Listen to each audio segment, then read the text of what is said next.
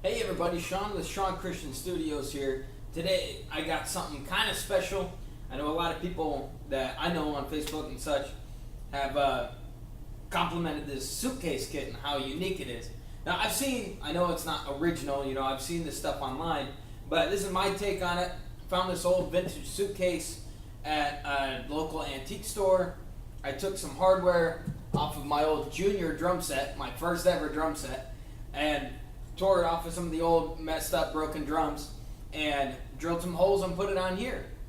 So figured I would do a demo, try to record it. This is the first time I've ever tried recording it. I just got a regular bass drum mic laying on a blanket inside this with the cord out the other end there. You can see cut a hole with a knife, very professional job obviously. And just one single overhead, see how she does.